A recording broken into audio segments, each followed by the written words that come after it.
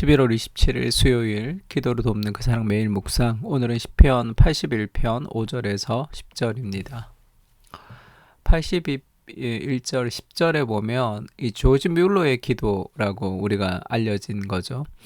나는 너를 애굽 땅에서 인도하여 낸 여호와 내 하나님이니 내 입을 크게 열라 내가 채우리라 하였으나, 이 구절이 있습니다. 내 입을 크게 열라 내가 채우리라. 이 구절이 조지 뮬러가 평생 사랑하는 구절로 가지고 기도할 때마다 이제 생각했다는 구절이죠.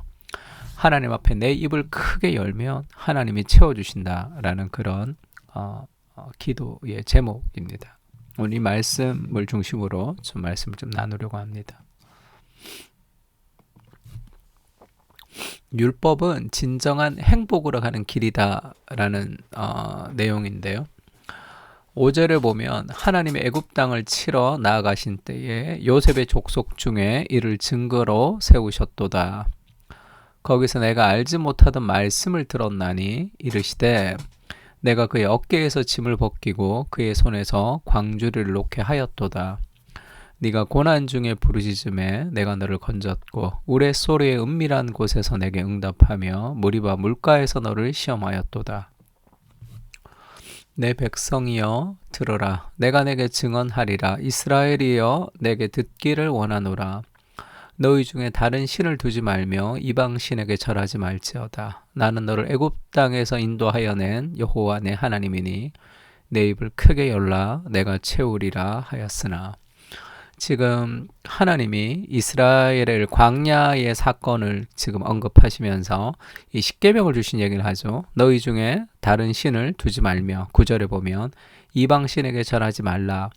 이것을 왜 주셨냐면 이 율법이 결국은 내 입을 크게 열라 내가 채우리라와 연결되는 거죠. 그러니까 하나님이 우리에게 율법을 주신 이유는 우리를 옥죄기 위해서, 우리에게 자유를 제한하기 위해서가 아니라 진정한 자유를 경험하기 위해서, 진정한 행복을 경험하기 위해서 하나님 우리에게 말씀하시는 거죠. 그리고 하나님 우리에게 명령하실 때 그 모든 명령에 앞서 하나님이 먼저 우리를 위해 행하신 일들이 있다고 얘기를 했습니다. 그래서 우리의 순종은 다 은혜에 대한 반응으로서의 순종이죠. 나는 너를 애굽 땅에서 인도하여 낸 여호와 내 하나님이니, 그 하나님이 먼저 우리에게 행하신 그 은혜를 기억할 때 우리가 그 하나님을 신뢰하며 우리의 입을 크게 열고 그 채우는 것을 경험하며 살아갈 수 있습니다. 그래서 나 외에 다른 신을 두지 말라라는 이 십계명의 이 모든 것도 진정한 내 입을 넓게 열고 채워가는 하나님이 우리를 정말로 행복하게 인도하시는 삶의 과정이다라는 것을 알아야 되고, 그리고 하나님이 우리를 애굽으로 인도하고 나서 말씀을 주신 거죠. 말씀을 주시고 애굽으로 인도한 게 아닙니다. 그래서 말씀을 순종해야 구원을 받는 것이 아니라 이미 구원받은 하나님의 백성들에게, 출애굽으로 어린 양의 피로 구원을 받았던 우리들에게 하나님의 말씀을 따라 살아갈 수 있도록 하나님의 율법을 우리에게 주신 거죠. 그것을 잘 지키지 못할 때 성막을 통해서 또 죄를 사하면서 또 하나님께서 우리를 인도하시는 과정이 있습니다.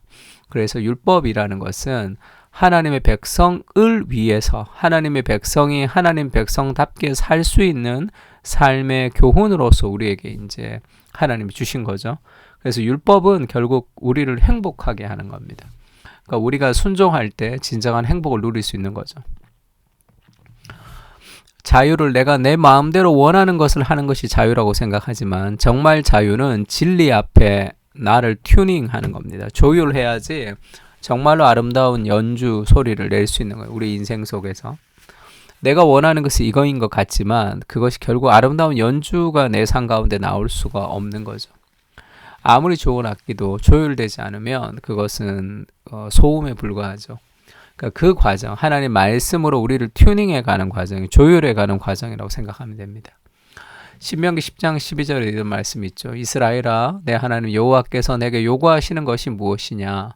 곧 내 하나님 여호와를 경외하여 그의 모든 도를 행하고 그를 사랑하며 마음을 다하고 뜻을 다하여 내 하나님 여호와를 섬기고, 이런 모든 도를 행하고 하나님을 사랑하고 여호와를 섬기는 이 모든 것이 결국 내가 오늘 너의 행복을 위하여 내게 명하는 여호와의 명령과 규례를 지킬 것이 아니냐 이렇게 얘기하죠.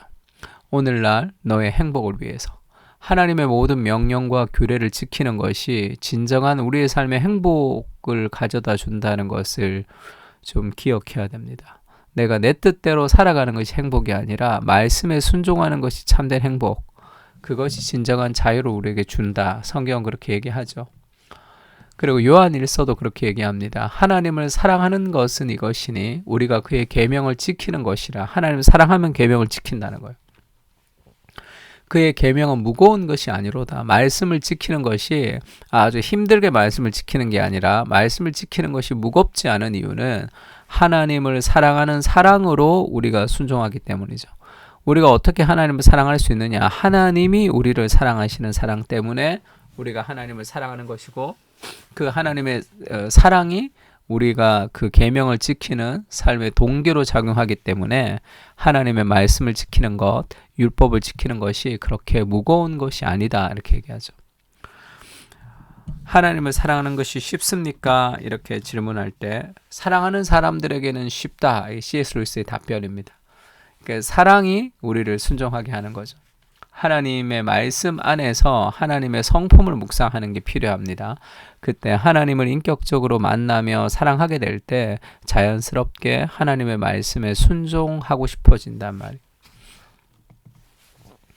신명기 6장 24절도 이런 말씀 있죠. 여호와께서 우리에게 이 모든 규례를 지키라 명령하셨으니 이는 우리가 우리 하나님 여호와를 경외하며 항상 복을 누리게 하기 위하심이며 이렇게 얘기하죠.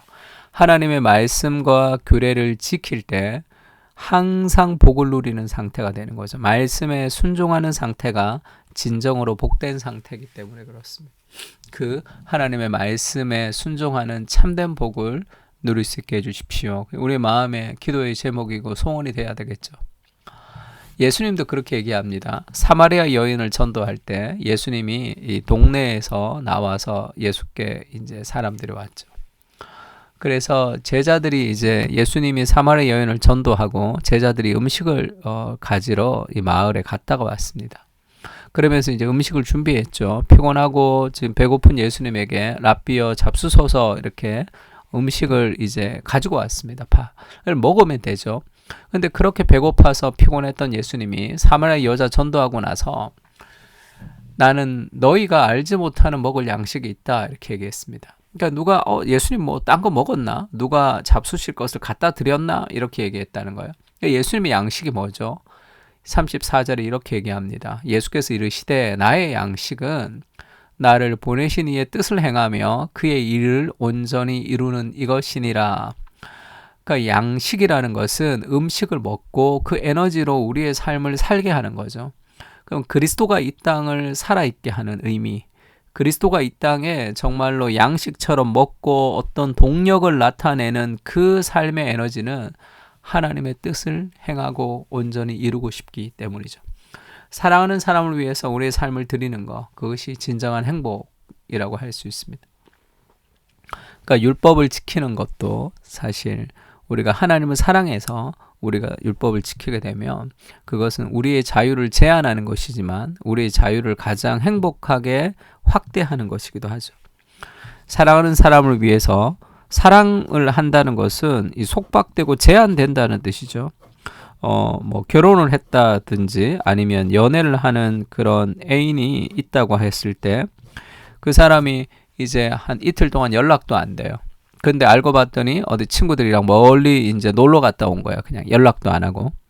그러면서 왜 연락도 안 했습니까? 이렇게 얘기할 때 내 인생은 내 인생이고 당신의 인생은 당신의 인생인데 왜 내 인생에 개입을 해야 되고 내가 당신에게 말을 해야 됩니까? 이렇게 얘기하면 그 관계는 사랑의 관계가 아니겠죠. 사랑하면 이 제한 받는 겁니다. 사랑한다는 것은 속박당한다는 거죠. 그러니까 나 혼자 살아가는 삶이 아니잖아요. 결혼해서 내가 어디 강의 가는데 우리 아내한테 얘기도 안 하고 막 그렇게 갈 수 없잖아요. 그러니까 사랑은 반드시 제한됩니다. 그것은 나의 자유를 제한하는 기쁨, 그것이 더 큰 사랑이죠. 예수님은 내가 원하는 삶이 아니라 하나님 원하시는 삶을 통해서 내 자유를 제한하는 그 기쁨을 예수님 누리신 거죠. 우리가 말씀에 순종하는 것도 마찬가지입니다. 하나님을 사랑함으로 우리가 순종할 수 있는 거죠. 계명을 지키기 위해서 율법적인 노력을 행하는 것이 아니라 사랑 가운데 순종할 수 있는 은혜를 허락해 주시옵소서. 그리스도께서 내게 행하신 십자가의 사랑을 기억할 때마다 그 사랑이 우리 안에서 일하게 됩니다. 주님 앞에 입을 넓게 벌려 은혜를 누리게 하시고 말씀에 순종함으로 가장 행복한 삶을 살게 하옵소서. 계명을 지키는 삶이 곧 생명의 삶이며 역동적인 삶임을 기억하며 누리게 하옵소서. 아멘. 오늘 하나님 말씀을 우리가 순종하는, 순종을 통해서 복을 받는 것이 아니라 하나님을 사랑해서 순종하는 그러한 삶이 될 수 있기 위해서 같이 한번 기도했으면 좋겠습니다. 기도하겠습니다.